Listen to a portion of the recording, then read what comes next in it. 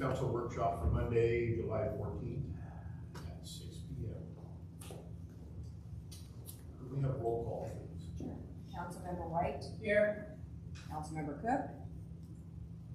Councilmember Fairley. Here. Councilmember Osborne. Councilmember Thomas. Here. I make a motion to excuse Councilman Cook, Councilwoman Osborne. I'll second.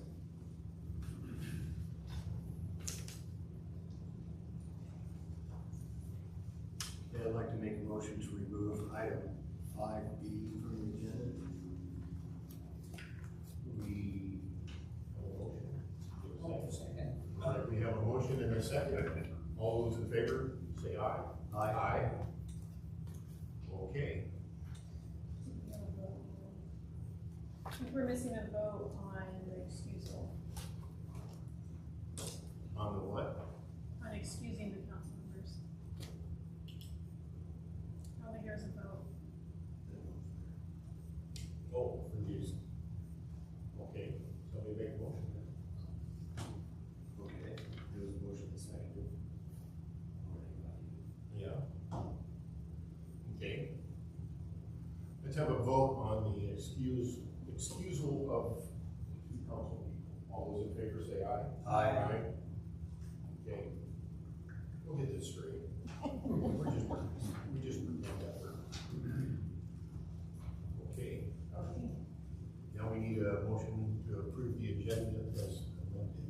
I'll make a motion to approve the amended agenda. I'll second. We have a motion and a second. All those in favor say aye. Aye. Aye. Okay. Presentations, no presentation. Discussion items. A, meter reading system upgrade. You want me to just Jump in? Yeah, just go ahead, jump Okay, we'll go for it. Okay, so I've met some of you all before, and thank you very much for having me today. We appreciate you letting us come in here for a little bit of time. I've got Eric Olmstead with me today. I'm Jason Mosbar, I'm the person. I'm your local distributor for the system that you guys are looking at. Eric is the manufacturer representative for the same system. And this has been something you guys have been looking at for a while. It seems like every year I've had this conversation with someone at some point in the city for probably the last 7 years. So you guys are set up perfect for it. You guys are ready for it. You guys have already done most of the heavy lifting. And that's because you guys have your radios and your meters already deployed out there. So that's the big piece. And the next piece for you guys is to move to a collector that is going to be here on City Hall. So it'll be on top of City Hall. And the reads will just come into the collector. So you won't have to drive around anymore to pick up the reads. Now, the way that it's working for you today is usually, are you guys bi-monthly or every month you read? Monthly. Every month? Okay. So now you use your truck unit, you drive around, you get the read and any other information or alerts and alarms that are out there one time.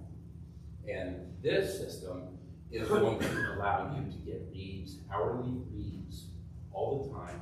So it's going to give you a much better snapshot, real-time data that's happening out there in the field for you guys as well as your customers. So, if you want to hit the slide button for me. So these are kind of your major components that you guys are going to be using. If you want to hit it again. So this is your smart point. I brought one with me so you guys can take a real good look. So this is your smart point. I'll pass it around for you. This is the radio. So this is what you guys already have deployed out there in the system. And right now these read into the truck that goes by. But we're going to change that. But let's say something happens, it will still read to your truck if your truck goes driving by. So it doesn't change anything there. It's just going to wake up now and go, hey, there's a collector that has my sign. I want to give it my information also. So you want to hit the slide again. So this is your base station. This picture here is basically showing a monopole installation. But what we're gonna do is we're gonna have that little box at the bottom, and we're gonna put it back back there, right? Is that what we're planning on? Back kind of in the computer room. And then this little antenna, people call it a whip antenna. It's actually a fiberglass antenna. It's about a 10-foot antenna, and it's just straight. And that'll go on top of the building. Okay? Hit slide again. And this is your RNI. You can see kind of sitting off to the side. Your RNI is basically your database, or your kind of your head-end system. Hit the slide again. So the way that this is going to operate is your read is going to come into the antenna and go to your base station. And then we're going to use some type of a backhaul system, which yours is going to be a modem, cellular modem. And it's going to go to Boise and to your data center. And then it's going to come back to you, and it is going to come to City Hall and basically your RNI, which is your data, and also a secondary analytics software that you're going to use. So the analytics software is what kind of digests that raw data that's going into the RNI, so that, you know, John, anyone else can look in there and kind of analyze what's happening. There's going to be a bunch of canned reports in there and different things. You can also make your own reports in there. Get it again. Okay, so we talked about, you've got the smart point going around. I brought 2 meters today. Like I said, you guys have this stuff out on the ground already. So this little guy, this would snap onto here, or this one. This little guy pops into the back of that radio. This is what it, so you guys have all of this already deployed out there. So when we would go install this, let's say we're going to put a new one in. Right now your crew goes out and they activate this system, and they activate it with your call sign. So you're not going to talk to Pacific, and you're not going to talk to Auburn, because they're on the same system. But it's going to make sure that it has your profile set in it, so that this profile knows it runs to your collector or to your truck. Okay. All right. Let's see. Now this is the same technology in this meter, except for this one has an automated valve in it that you can shut off from the office or from the truck. So maybe repeat offenders, you tired of sending someone out all the time, you can do it from the office, they pay their bill, you can turn them back on from the office. Or kind of the bigger one is, let's say somebody's combative. When the crew goes out there, I mean, we hear those stories all the time, and somebody either has to take the sheriff with them, or deputy, or they have to take their police, you know, policeman with them to shut them off. So this would be an option that you guys could deploy out there also with a remote shut off, is what it's called. But you don't have any of these today, but that's something you guys can look at. A lot of cities have moved to that. Auburn has. A lot of them have put it into their specifications because that one costs more, to make sure that whoever's the contractor doing work in your town, they put this in, because they're incurring the cost, they're getting the benefit though. So, What's the difference in cost? so this is about $200, and this one's about $550. So this will also give you pressure and temperature, which this one will. And that basically helps the crew monitor the system pressures and different things that are happening out there as well. We've got a lot of people that have deployed these just for the temperature pressure, not so much that they wanted the automated shut-off valve. It was just an easy way to drop in something into a setter or into a meter box and start getting some information from there. Okay? All right. Next one. All right. So what is called is actually it's called your FlexNet, is what Census calls their AMI system. So like I said, you're going to have a box similar to the one there that says Census on it. We'll have it in the back room. And then, so you have your key components, which is your transceiver. We call it an M420. And then you'll have the antenna, some coax that will run down into that room, and then you'll just need some 110 power, and then a modem to send the data off to your data center, which will be in Boise. Okay.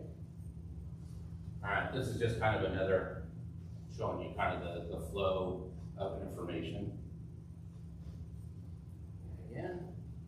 Okay, so I like this one. This one actually kind of gives us a good idea of other information. You guys don't use gas or electric, but the other two items at the bottom there, the very bottom one is this meter, of course, but the one just above that is called a smart gateway. The smart gateway is a little battery powered unit that you can go and start setting out into the system wherever you want to bring in maybe some other data. So let's say you want to have a better understanding of the pH level somewhere in your system. It can start bringing in that information. It can also start bringing in pressure, or let's say, what's the creep level? What's the level of my tanks? Is a gate open or is a gate not open? It's battery powered, and it can usually power up small sensors that will send a 4 to 20 pulse. So that means you can use this in areas that you don't have any electrical. So you can basically start bringing in some information without having to do all this other work to bring in infrastructure for electrical. So I guess I'm trying to make a point is that this thing isn't just, this FlexNet system isn't just for meter reads. You can use other things along with it too. So how do you hook that in? What's that? That tall, how do you hook that in? Does that go directly into the water service? Was that small? Oh, so it's battery powered, you just wire it into whatever sending unit or whatever you're trying to collect data. So it could be like I said, it could be a pressure monitor, it could be a gate switch, it could be a level, tank level. So we're talking about the second one from the bottom there. The tall one is I believe you were mentioning, that's actually a street light. So that would be for applications where we wanted to monitor what was happening with street lights out there. But the battery powered one is the second from the bottom there. And so it's only about 4.5 inches long, about 2 to 3 inches wide, and has a battery in there and has terminals in there. So you just bring the wires into the box and ground them inside the box there. Okay, I guess I'm just very lame here. What do you hook that into? Is it a water line you hook it into? Is it the air? No, you would hook it into a sensor of some sort.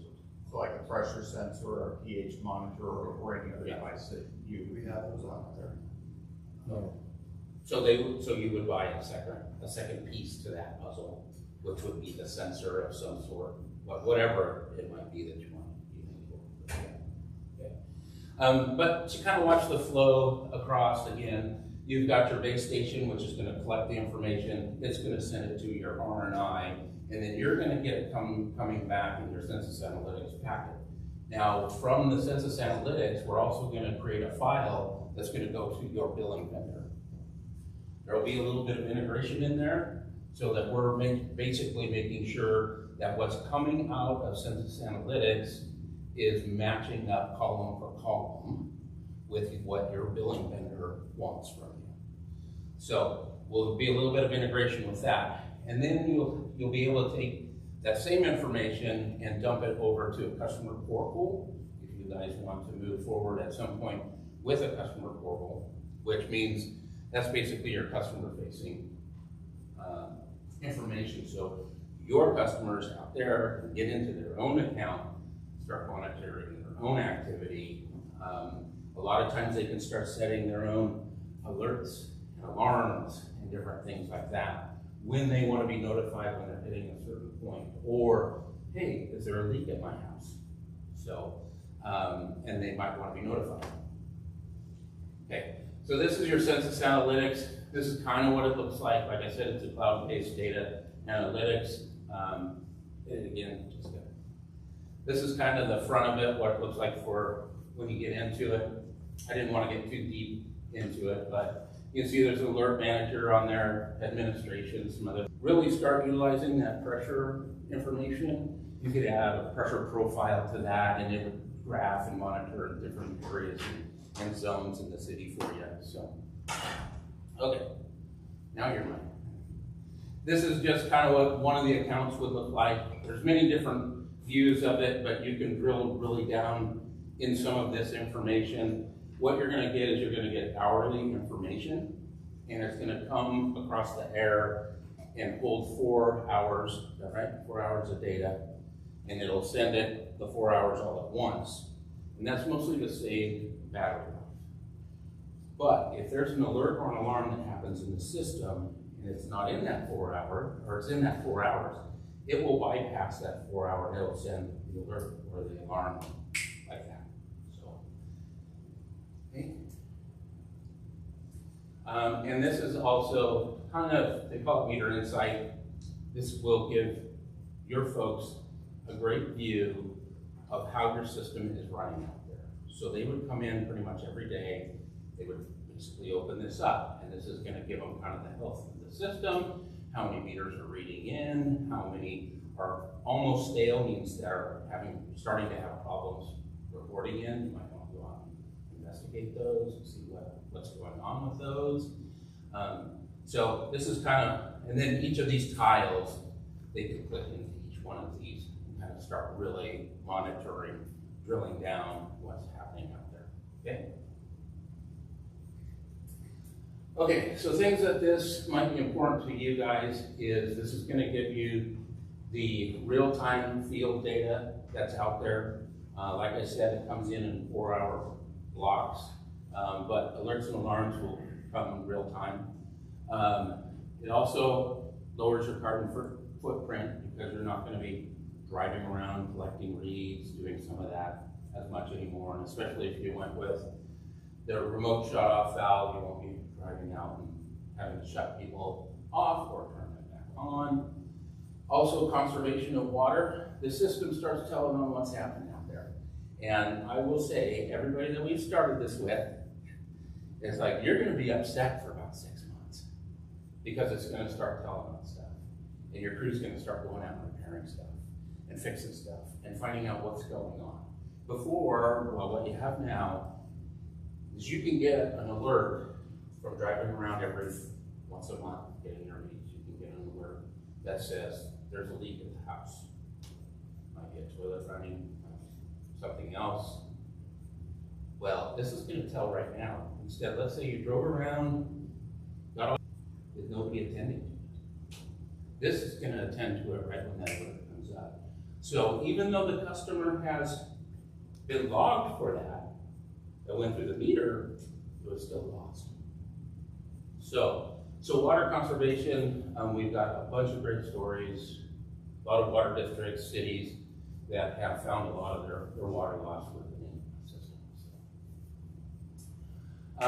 It also frees up your staff to go work on other projects instead of out trying to, this is going to monitor the system. They're going to have more time to do other things. It also lowers the amount of bill forgiveness that you guys have to do. Because you know the customer that paid on that 28th day, his toilet started running, and he's like, I can't afford a $500 bill. Okay, well, let's work something out. We'll forget half of it, we'll just pay the other half. But we're gonna find it right away. So they're gonna know we're gonna get it fixed. So it really lowers your bill forgiveness as well. I put crew safety in there just because of the automated valve. Because I mean, everybody's got a kind of a story of having to go shut someone off that's not too happy about it. So, okay. Customer portal, Census has teamed up with a company called Vertec One. If you want to hit it one more time. Vertec One is so flexible. I mean, they're kind of like the Cadillac out there of the industry for customer portals.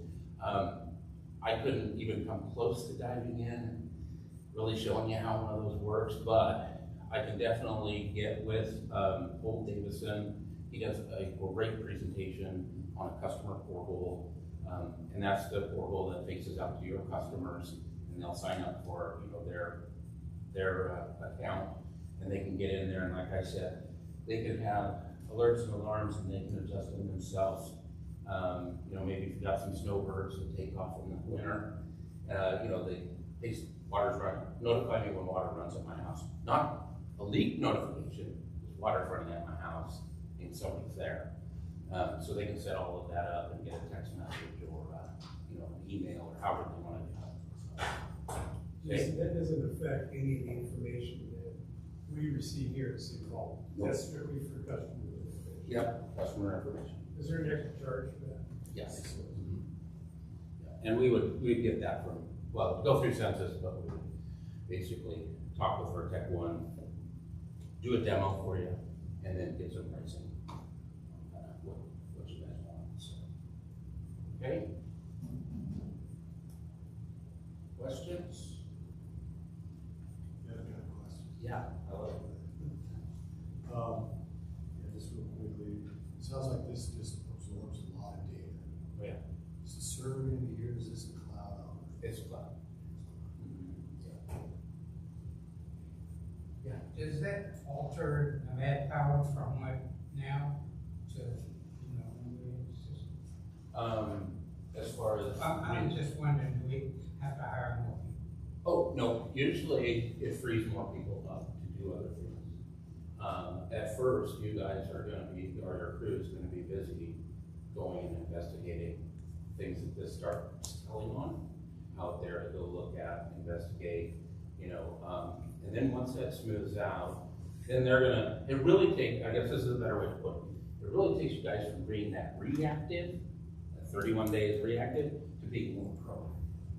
So, you know, they're still working, but they already have some more free time to do work on some things. But good question. Okay? I have a question. Yeah. The device that is monitoring sensors, can you, you said hooking up to a street light. Can you turn the street lights on and off remotely?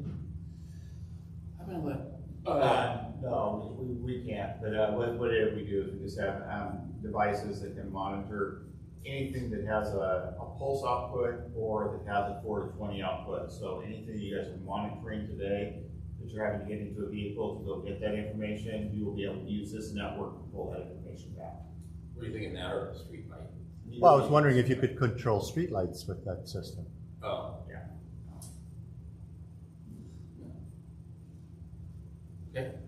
So you say all the meters have already been converted? Yeah, you guys have already done the heavy part. So, you know, it's just putting up the antenna and, you know, getting a database set up for you guys. So what is the life expectancy of these? Good question, I like it. 20 years. 20 years. Yep, there's a 20-year warranty on them. Now, I should make sure that you're aware, this is a 10-year warranty, but this is a 20-year warranty. The reason that this is 10 is because they're both battery operated. This one wakes up every 7 days and operates that valve, just to make sure it's still working. If it's, yeah, it does it pretty quick, so you might have a little blip. When you operate that valve, it doesn't move it so it's fully enclosed. All it's doing is operating, just to say that yes, I'm working, so that when you do want to use it, it's there, and it just makes sure everything's clean there.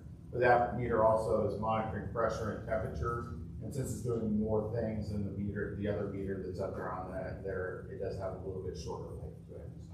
But the 20-year warranty is 15 full, so if something happens in 15 years with it, you get a whole new meter, a whole new warranty, but then the last 5 is prorated towards a new product. So what is the average age of our meters? About 20 years. I mean, Even the old I analog. mean, the new ones we have now? Oh, yeah. Are they, you say you've been working on this for 7 years, so are they 7 years old? We got another. Oh, no, I'm sorry. I've been working So 7 years we believe that- with Ferguson, but you had a person before me that was doing it. We're gonna run an updated report on it, but it's possible that a large portion of your system is already about 11 years old, so. But we're gonna run a report and double verify those numbers. Yeah, 'cause I thought there was, John had said something about they were getting older. Yeah, I thought they were about 14 years old. Yeah. Well, I think we were under a lot of misinformation as far as, number one, the warranty on them.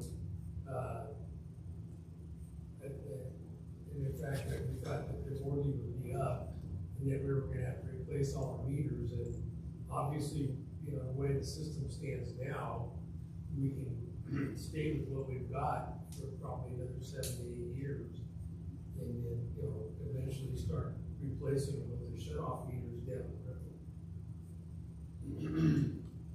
Particularly those customers that we have problem every month, we could potentially just change out their meters with the shut-off ones. So we would, like you said, the heavy lifting's already been done. So our investment at this point is just gonna be to bring the signal into the city. And actually, it's gonna save us a ton of money, or save us a lot of time the last week of the month of having to go out and read meters. Plus, there's that potential if you have to work on your water line, just call the city, can you shut mine off? Right. Yeah. Yeah, little story, city of Aberdeen has this system. I was early for a meeting. So I kind of drove up, I'd never been up on the bench, and I know there's a bunch of historical homes up there, so I went up there to just kind of drive around. I saw their meter reader. And I said, Lindy, what are you doing up here? And she said, well, a customer, they have a customer portal, and he said, a customer called from Arizona and said water's running out their house, so I'm out here shutting down. So, and it wasn't an automated shut-off valve, so the city drove out there and shut it off. So it's probably a water heater or something, I don't know, but, you know, so it gave the customer the visibility down there, so to be able to call and say, so. Okay. Any other questions? No more questions. Thank you. I appreciate it. Yeah. Very informative. Yeah. I've got stuff out there. Yeah. That would have been prizes. Grab that one, Tim. They can be fast. Okay, next, let's see. Item 6, audience participation. The city council encourages public participation during meetings of the city council and welcomes your comment. This time is set aside for you to speak to city council on any issue. The council ordinarily takes non-agenda matters under advisement before taking action. You are also invited to comment on action items as they're considered during the meeting. Individual speakers will be limited to 3 minutes each in addressing the city council.